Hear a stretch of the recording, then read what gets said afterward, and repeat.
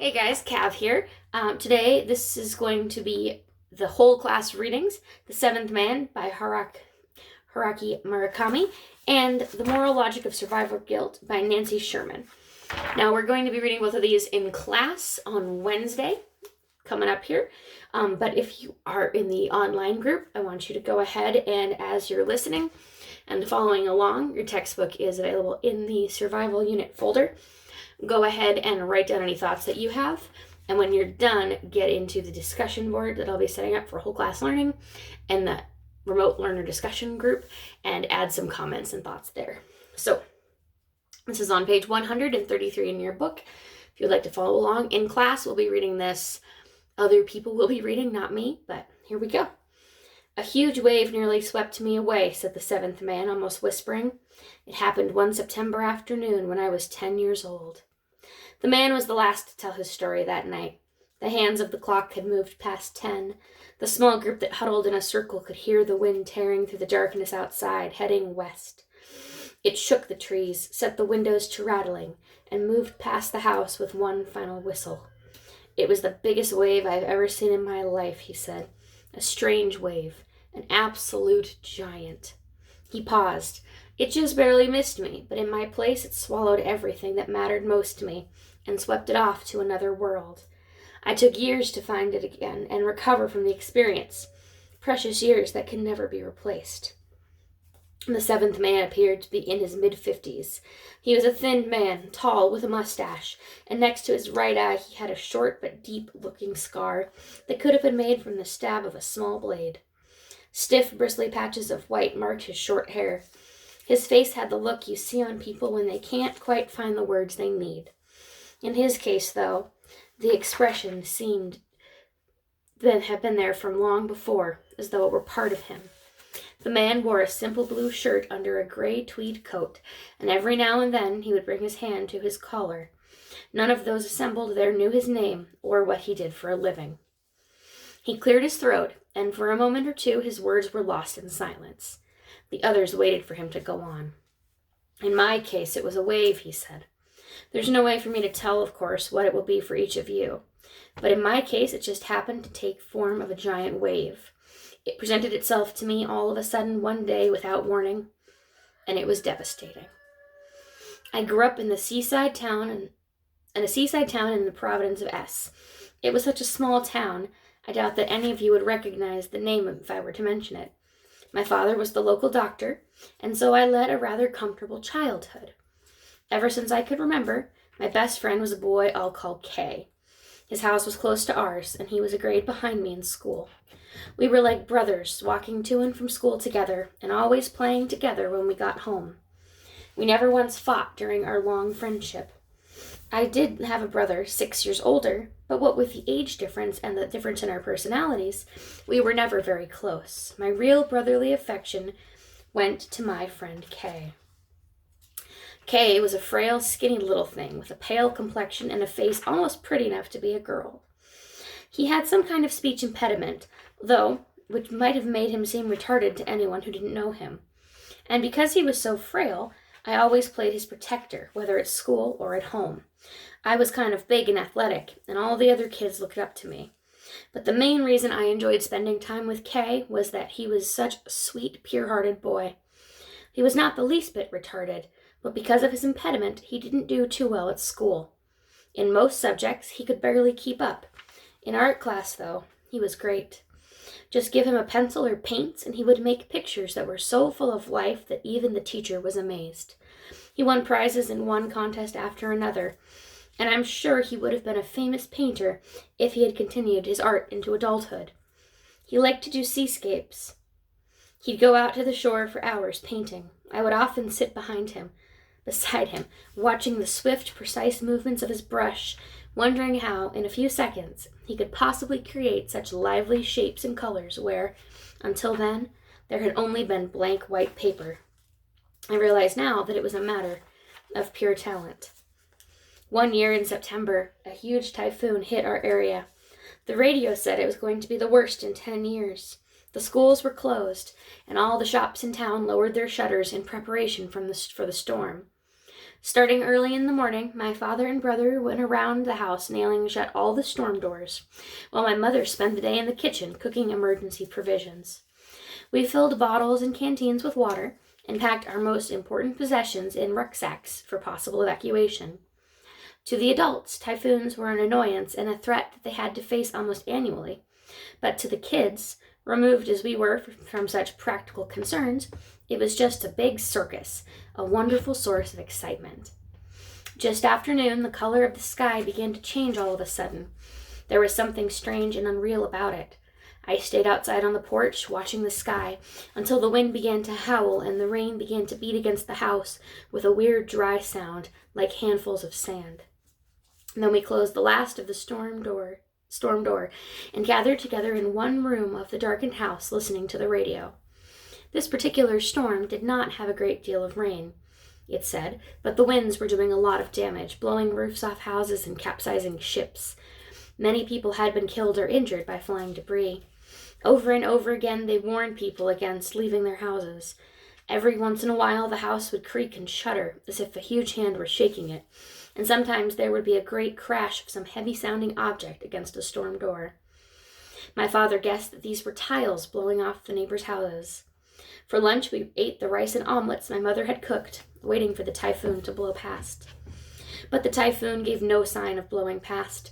The radio said it had lost its momentum almost as soon as it came ashore at S Province, and now it was moving northeast at the pace of a slow runner. The wind kept up its savage howling as it tried to uproot everything that stood on land. Perhaps an hour had gone by with the wind at its worst like this when a hush fell over everything. All of a sudden it was so quiet we could hear a bird crying in the distance. My father opened the storm door a crack and looked outside. The wind had stopped and the rain had ceased to fall. The thick gray clouds edged across the sky, and patches of blue showed here and there. The trees in the yard were still dripping their heavy burden of rainwater. "We're in the eye of the storm," my father told me. "It'll stay quiet like this for a while, maybe 15-20 minutes, kind of like an intermission. Then the wind'll come back the way it was before." I asked him if I could go outside. He said I could walk around a little if I didn't go far. "But I want you to come right back here at the first sign of wind." I went out and started to explore. It was hard to believe that a wild storm had been blowing there until a few minutes before. I looked up at the sky. The great storm's great eye seemed to be up there, fixing its cold stare on all of us below. No such eye existed, of course. We were just in that momentary quiet spot at the center of the pool of whirling air. While the grown-ups checked for damage to the house, I went down to the beach. The road was littered with broken tree branches, some of them thick pine boughs that would have been too heavy for an adult to lift alone. There were shattered roof tiles everywhere, cars with cracked windshields, and even a doghouse that had tumbled into the middle of the street. A big hand might have swung down from the sky and flattened everything in its path. Kay saw me walking down the road and came outside. "Where are you going?" he said. "Just down to look at the beach," I said. Without a word, he came along with me. He had a little white dog that followed after us. "The minute we get any wind, though, we've got to go straight back home," I said, and Kay gave me a silent nod. The shore was a 200-yard walk from my house. It was lined with a concrete breakwater, a big dike that stood as high as I was tall in those days. We had to climb a short flight of steps to reach the water's edge. This was where we came to play almost every day, so there was no part of it we didn't know well. In the eye of the typhoon, however, it all looked different. The color of the sky and of the sea, the sound of the waves, the smell of the tide, the whole expanse of the shore. We sat atop the breakwater for a time, taking in the whole expanse of the shore without a word to each other. We were supposedly in the middle of a great typhoon, yet the waves were surprisingly hushed. The point where they washed against the beach was much farther away than usual, even at low tide. The white sand stretched out before us as far as we could see. The whole huge space stretched out before us as far as we could see. The whole huge space felt like a room without furniture, except for the band of flotsam that lined the beach. We stepped down to the other side of the breakwater and walked along the broad beach, examining the things that had come to rest there. plastic toys, sandals, chunks of wood that had probably once been parts of furniture, pieces of clothing, unusual bottles, broken crates with foreign writing on them, and other, less recognizable things. It was like a candy store. The store must have carried these things from very far away. Whenever something unusual caught our attention, we would pick it up and look at it every which way. When we were done, Kay's dog would come over and give it a big sniff. We couldn't have been doing this more than 5 minutes when I realized that the waves were right up to me, next to me. Without any sound or other warning, the sea had suddenly stretched its long, smooth tongue to where I stood on the beach. I had never seen anything like it before. Child though I was, I had grown up on the shore and knew how frightening the ocean could be, the savagery with which it could strike unannounced. And so I had taken care to keep well back from the waterline. In spite of that, the waves had slid just within inches of where I stood. And then, just as soundlessly, the water drew back and stayed back. The waves that had approached me were as unthreatening as waves can be, a gentle washing of the sandy beach. But something ominous about them, something like the touch of a reptile's skin, sent a chill down my spine. My fear was totally groundless and totally real. I knew instinctively that they were alive. The waves were alive. They knew I was here, and they were planning to grab me. I felt as if some huge man-eating beast were lying somewhere on a grassy plain, dreaming of the moment it would pounce and tear me to pieces with its sharp teeth. I had to run away. "I'm getting out of here," I yelled to Kay. He was maybe 10 yards down the beach, squatting with his back to me and looking at something. I was sure that I had yelled loud enough, but my voice did not seem to reach him. He might have been so absorbed whenever he had found that my call made no impression on him. Kay was like that. He would get involved in things to the point of forgetting everything else. Or possibly I had not yelled as loudly as I had thought. I do recall that my voice seemed strange to me, as though it belonged to someone else. Then I heard a deep rumbling sound. It seemed to shake the earth. Actually, before I heard the rumble, I heard another sound, a weird gurgling as though a lot of water were surging up from a hole in the ground. It continued for a while, then stopped, after which I heard the strange rumbling. Even that was not enough to make Kay look up. He was still squatting, looking down at his feet in deep concentration. He probably did not hear the rumbling. How he could have missed such an earth-shaking sound, I don't know. This may seem odd. But it might have been a sound that only I could hear, some kind of special sound. Not even Kay's dog seemed to notice it, and you know how sensitive dogs are to sound. I told myself to run over to Kay, grab hold of him, and get out of there. It was the only thing to do. I knew that the wave was coming, and Kay didn't know. As clearly as I knew what I ought to be doing, I found myself running the other way, running full speed towards the dike alone. What made me do this, I'm sure, was fear, a fear so overpowering it took my voice away and set my legs to running on their own.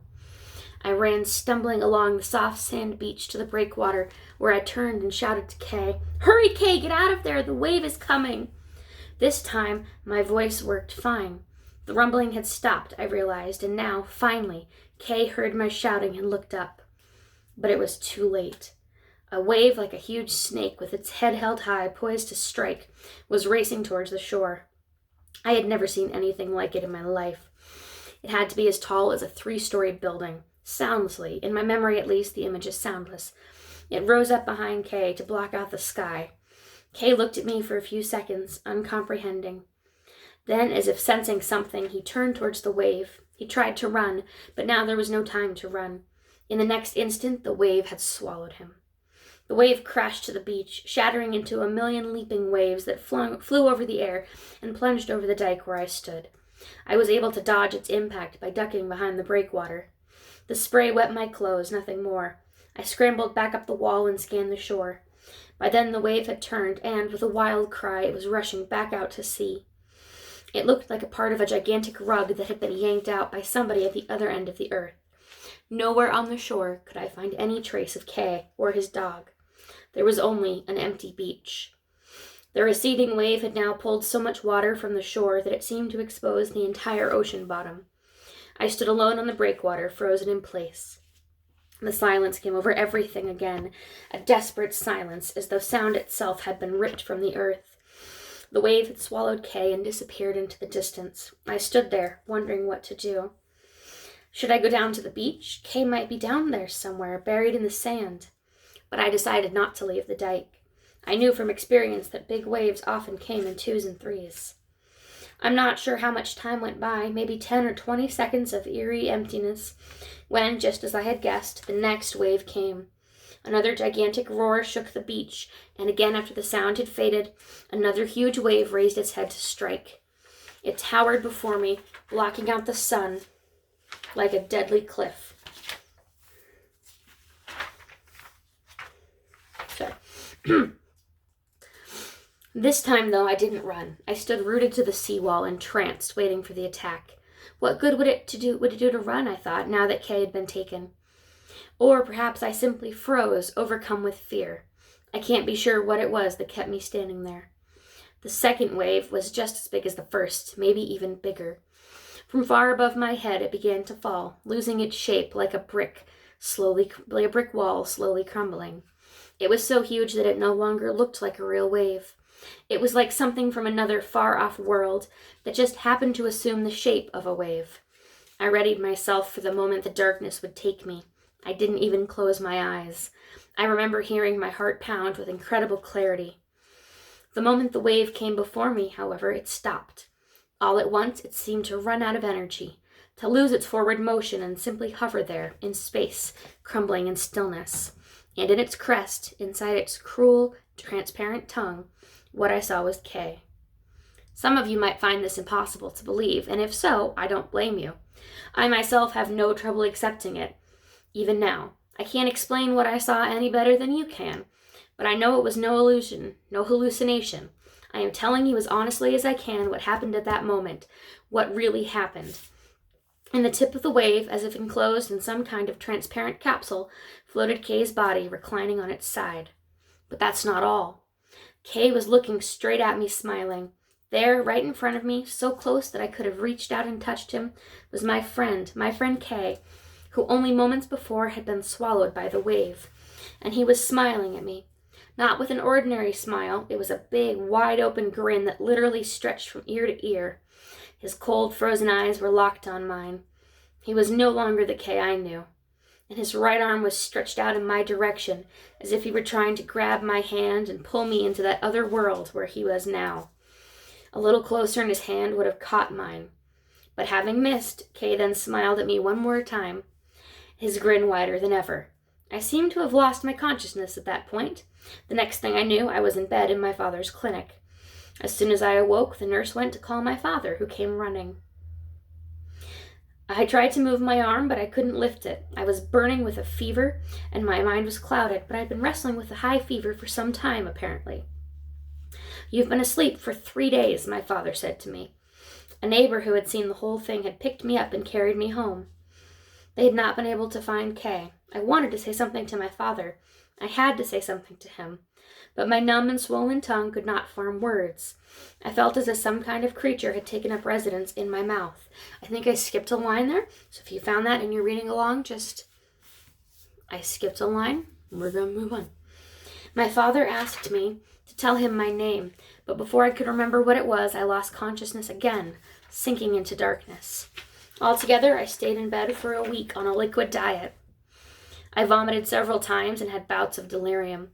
My father told me afterward that I was so bad he was afraid I might suffer permanent neurological damage from the shock and high fever. One way or another, though, I began to recover, physically at least. But my life would never be the same again. They never found Kay's body. They never found his dog, either. Usually, when someone drowned in that area, the body would wash up a few days later on the shore of a small inlet to the east. And Kay's body never did. The big waves probably carried it too far out to sea, too far for it to reach the shore. It must have sunk to the ocean bottom to be eaten by the fish. The search went on for a very long time, thanks to the cooperation of the local fishermen, but eventually it petered out. Without the body, there was never any funeral. Half-crazed, Kay's parents would wander up and down the beach every day, or they would shut themselves up at home, chanting sutras. As great a blow as this had been for them, though, Kay's parents never chided me for having taken their son down to the shore in the midst of a typhoon. They knew how I had always loved and protected Kay as if he had been my own little brother. My parents made the point of never mentioning the incidents in my presence. But I knew the truth. I knew that I could have saved Kay if I had tried. I probably could have run over and dragged him out of the reach of the waves. It would have been close, but as I went over the timing of the events in memory, it always seemed to me that I could have made it. As I said before, though, overcome with fear, I abandoned him there and saved only myself. It pained me all the more that Kay's parents failed to blame me and that everyone else was so careful never to say anything to me about what had happened.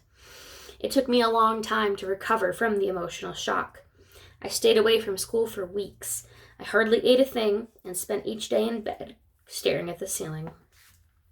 Kay was always there, lying in a wave tip, grinning at me, his hand outstretched, beckoning. I couldn't get that picture out of my mind. And when I managed to sleep, there it was in my dream. Except in my dreams, Kay would hop out of his capsule in the wave and grab my wrist to drag me back inside with him. And there was another dream I had. I'd been swimming in the ocean. It's a beautiful summer afternoon, and I'm doing an easy breaststroke far from shore. The sun is beating down on my back, and the water feels good. Then all of a sudden, someone grabs my right leg. I feel an ice-cold grip on my ankle. It's strong, too strong to shake off. I'm being dragged down under the surface. I see Kay's face there. He has the same huge grin, split from ear to ear, his eyes locked on mine. I try to scream, but my voice will not come. I swallow water, and my lungs start to fill. I wake up in darkness, screaming, breathless, drenched in sweat. At the end of the year, I pleaded with my parents to let me move to another town. I couldn't go on living inside of the beach where Kay had been swept out to sea, and my nightmares wouldn't stop. If I didn't get out of there, I'd go crazy. My parents understood and made arrangements for me to live elsewhere. I moved to Nango province in January to live with my father's family in a mountain near Chamorro. I finished elementary school in Nango and stayed on through junior and senior high school there. I never went home, even for holidays. My parents come to visit me now and then. I live in Nagano to this day. I graduated from a college of engineering in the city of Nagano and went to work for a precision tool maker in the area. I still work for them. I live like anybody else. As you can see, there's nothing unusual about me. I'm not very sociable, but I have few friends I go mountain climbing with. Once I got away from my hometown, I stopped having nightmares all the time. They've remained a part of my life, though. They would come to me now and then, like debt collectors at the door. It happened whenever I was on the verge of forgetting. And it was always the same dream down to the smallest detail. I would wake up screaming, my sheets soaked in sweat. That's probably why I never married. I didn't want to wake someone next to me, sleeping next to me with my screams in the middle of the night. I've been in love with several women over the years, but I never spent a night with any of them. The terror was in my bones. It was something I could never share with another person. I stayed away from my hometown for over 40 years. I never went near that seashore or any other. I was afraid that if I did, my dream might happen in reality.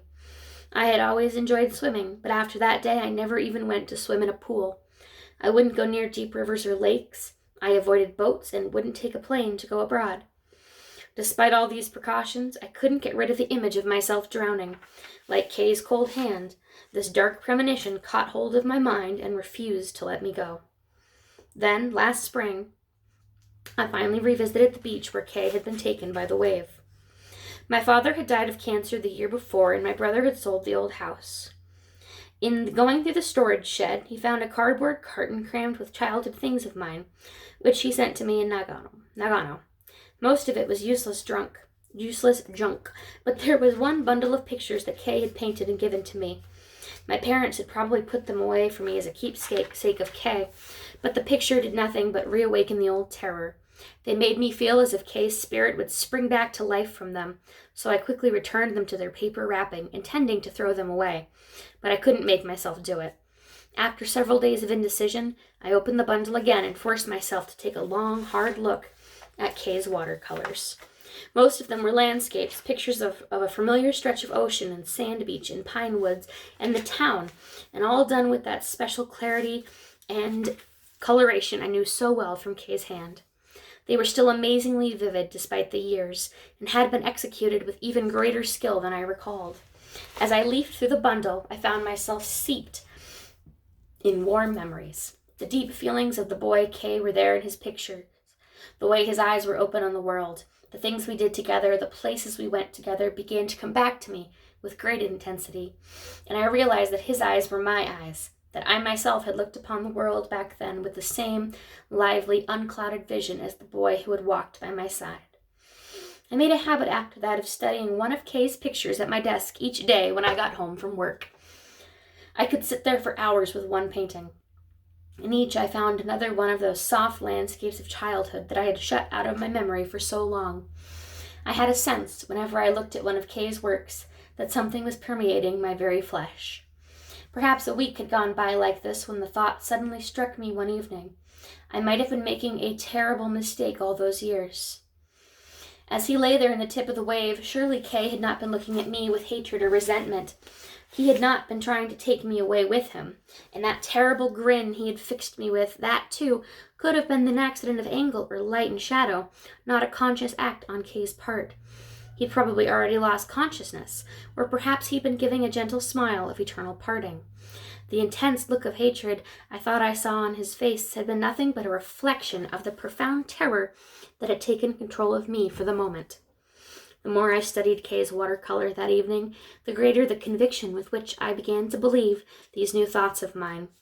No matter how long I continued to look at the picture, I could find nothing but a boy's gentle, innocent spirit. I went on sitting at my desk for a very long time. There was nothing else I could do. The sun went down, the pale darkness of evening began to envelop the room. Then came the deep silence of night, which seemed to go on forever. At last the scales tipped and dark gave way to dawn. The new day's sun tinged the sky with pink, and it was then that I knew I must go back. I threw a few things in my bag, called the company to say I would not be in, and boarded a train for my old hometown. I did not find the same quiet little seaside town I had remembered. An industrial city had sprung up nearby during the rapid development of the 60s, bringing great changes to the landscape. The one little gift shop by the station had grown into a mall. The town's only movie theater had been turned into a supermarket. My house was no longer there. It had been demolished some months before, leaving only a scrape on the earth. And the trees in the yard had all been cut down, and patches of weeds dotted the black stretch of ground. Kay's old house had disappeared as well, having been replaced by a concrete parking lot full of commuters' cars and vans. Not that I was overcome by sentiment. The town had ceased to be mine long before. I walked down to the shore and climbed the steps of the breakwater. On the other side, as always, the ocean stretched off into the distance, unobstructed, huge, the horizon a single straight line. The shoreline, too, looked the same as it had before. The long beach, the lapping waves, people strolling at the water's edge. The time was after 4 o'clock, and the soft sun of the late afternoon embraced everything below, as it began its long, almost meditative descent to the west. I lowered my bag to the sand and sat down next to it in silent appreciation of the gentle seascape. Looking at this scene, it was impossible to imagine that a great typhoon had once raged here, that a massive wave had swallowed my best friend in all the world. There was almost no one left now, surely, who remembered those terrible events. It seemed to me as if the whole thing was an illusion that I had dreamed up in vivid detail. And then I realized that the deep darkness inside me had vanished, suddenly as it had come. I raised myself from the sand, and without bothering to take off my shoes or roll up my cuffs, walked into the surf to let the waves lap at my ankles. Almost in reconciliation, it seemed, the same waves that had washed up on the beach when I was a boy were now fondly washing my feet, soaking my shoes and pant cuffs. There would be one slow-moving wave, then a long pause, then another would come and go. The people passing by gave me odd looks, but I didn't care. I looked up at the sky. A few gray cotton chunks of cloud hung there motionless. They seemed to be there for me, though I'm not sure why I felt that way. I remembered having looked up at the sky like this in search of the eye of the great typhoon. And then, inside me, the axis of time gave one great heave. 40 long years collapsed like a dilapidated old house, mixing old time and new time together into a single swirling mass. All sounds faded, and the light around me shuddered. I lost my balance and fell into the waves. My heart throbbed at the back of my throat. My arms and legs lost all sensation. I lay that way for a long time, face in the water, unable to stand. But I was not afraid. No, not at all. There was no longer anything for me to fear. Those days were gone. I stopped having my terrible nightmares. I no longer wake up screaming in the middle of the night, and I am trying to start life over again. No, I know it's probably too late to start again. I may not have much time left to live. But even if it comes too late, I am grateful that in the end I was able to attain a kind of salvation to effect some sort of recovery. Yes, grateful. I could have come to the end of my life unsaved, still screaming in the dark, afraid. The seventh man fell silent and turned his gaze upon each of the others. No one spoke or moved or even seemed to breathe. All were waiting for the rest of the story. Outside the wind had fallen, and nothing stirred. The seventh man brought his hand to his collar once more, as if in search of words. They tell us that the only thing we have to fear is fear itself, but I don't believe that, he said. Then, a moment later, he added, Oh, the fear is there, all right. It comes to us in different forms at different times and overwhelms us. But the most frightening thing we can do at such times is turn our backs to it, to close our eyes. For then we take the most precious thing inside us and surrender it to something else. In my case, that something was the wave. All right, there's a couple of pages of questions. So please, as you are going through, make sure you're answering those questions in your workbook. Next, the moral logic of survivor guilt. This is a shorter one. This is a long video, and I'm sorry, but it's okay. You'll be fine. You'll be fine. I believe in you. If there is one thing we have learned from returning war veterans, especially those of the last decade, it's that the emotional reality of the soldier is often at odds with that of the civilian public they left behind. And while friends and family of returning service members may be experiencing gratefulness or relief this holiday, many of those they've welcomed home are likely struggling with other emotions. Is the sense of responsibility soldiers feel towards each other irrational? High on that list of emotions is guilt. Soldiers often carry this burden home, survivor guilt being perhaps the kind most familiar to us. In war, standing here rather than there can save your life but cost a buddy his. It's flukish luck, but you feel responsible. The guilt begins an endless loop of counterfactuals, thoughts you could have or should have done otherwise, though in fact you did nothing wrong. The feelings are, of course, not restricted to the battlefield. But given the magnitude of loss in war, they hang heavy there and are pervasive. And they raise the question of just how irrational these feelings are, and if they aren't, of what is the basis of their reasonableness. Captain Adrian Bonenberger, head of a unit in Afghanistan, pondered these questions recently as he thought about Specialist Jeremiah Pulaski, who was killed by police in the wake of a deadly bar fight shortly after he returned home. Back in Afghanistan, Pulaski had saved Bonenberger's life twice on one day, but when Pulaski needed help, Bonenberger couldn't be there for him. When he was in trouble, he was alone, the captain said. When we were in trouble, he was there for us. I know it's not rational or reasonable, and there's nothing logical about it, but I feel responsible. But how unreasonable is this feeling? Subjective guilt associated with this sense of responsibility is thought to be irrational because one feels guilty despite the fact that he knows he has done nothing wrong.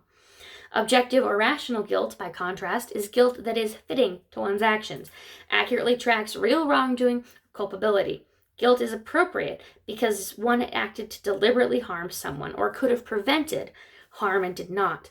Blameworthiness here depends on the idea that the person could have done something other than he did, and so he is held responsible or accountable by himself or others. But as Bonenberger's remarks make clear, we often take responsibility in a way that goes beyond what we can reasonably be held responsible for, and we feel the guilt that comes with that sense of responsibility. Nietzsche is the modern philosopher who well understood this phenomenon. Bad conscience. And there's some words in German, which I cannot pronounce. If you can say German, Mazel tov. His term for the consciousness of guilt where one had done no wrong doesn't grow in the soil where we would most expect it, he argued, such as in prisons where there are actually guilty parties who should feel remorse for wrongdoings. In the genealogy of morals, he appeals to an earlier philosopher, Spinoza,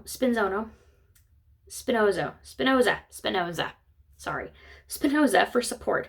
The bite of conscience, wrote Spinoza in the Ethics, has to do with the offense where something has gone unexpectedly wrong.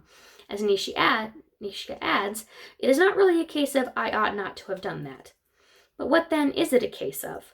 Part of the reasonableness of survivor guilt, and in a sense its fittingness, is that it tracks a moral significance that is broader than moral action. Who I am, in terms of my character and relationships, and not just what I do, matters morally. Of course, character is expressed in action, and when we don't walk the walk, we are lacking. But it is also expressed in emotions and attitudes. Aristotle, in his Nicomachean Ethics, there's a lot of smoke, insists on the point, virtue is concerned with emotions and actions. To have a good character is to hit the mean with respect to both, which is the middle point between two things.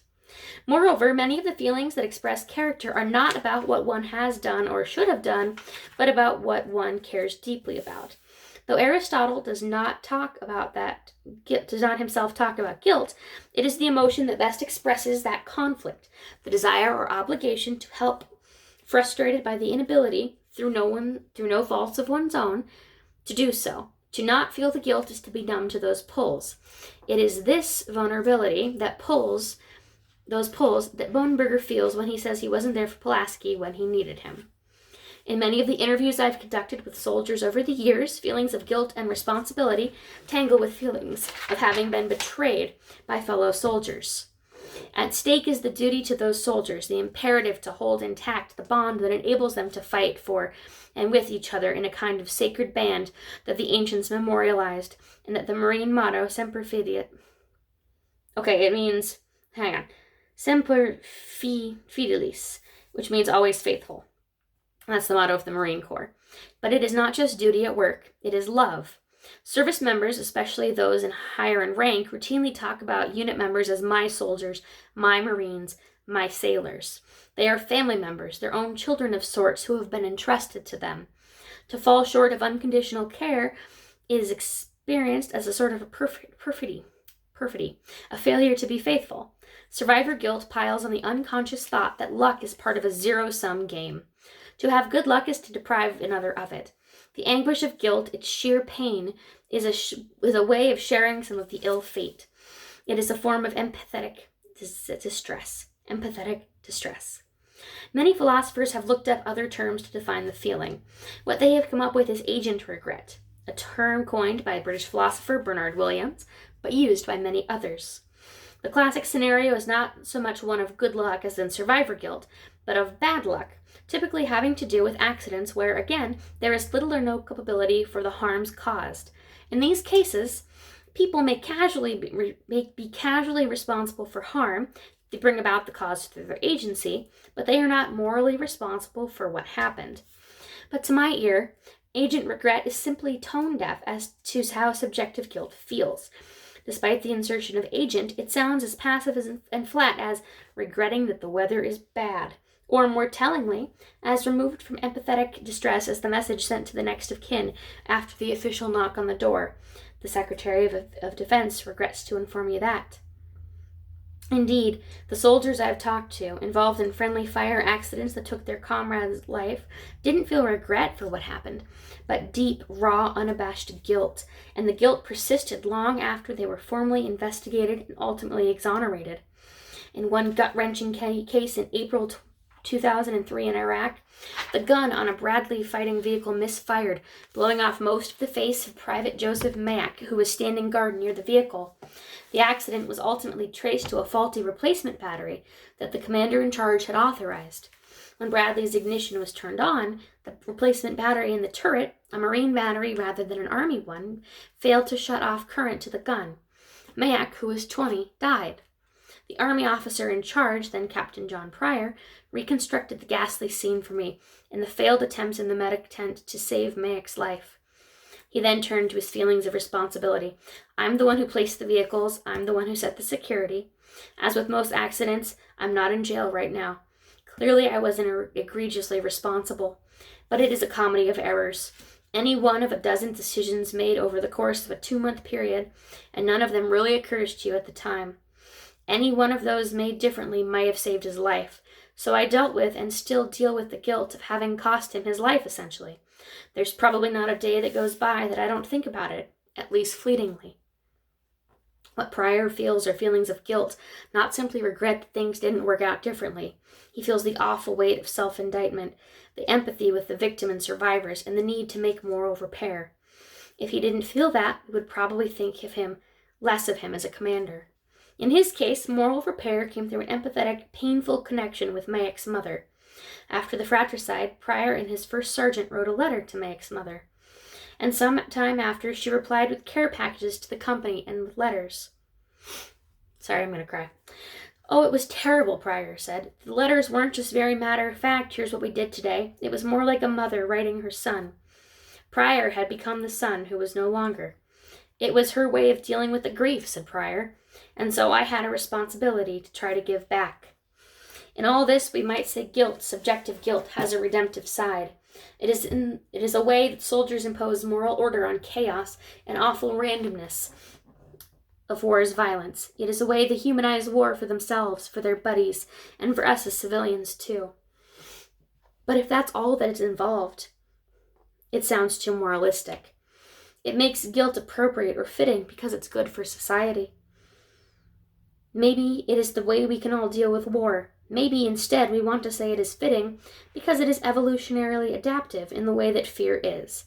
But again, this doesn't do justice to the phenomenon. The guilt that soldiers feel isn't just morally expedient or species adaptive. It is fitting because it gets right certain moral or evaluative features of a soldier's world. That good soldiers depend on each other, come to love each other, and have duties to care and to bring each other safely home. Philosophers, at least since the time of Kant, have called these imperfect duties. Even in the best of circumstances, we can't perfectly fulfill them. And so, what duties to others need to make room for, even in a soldier's life of service and sacrifices, are duties of self-forgiveness, and empathy. These are part of full moral repair. There are also some questions, so make sure that you do that as you're reading. Take close marks on the text. It's called annotating. You're going to look through and you're going to make some notes and some comments and some things that you found interesting. Also, please write down in there and in the discussion board for online guys, virtual learners, tell me why are those two stories connected? Why are those two pieces connected in this unit? All right, guys, have a wonderful day, and I will see you soon.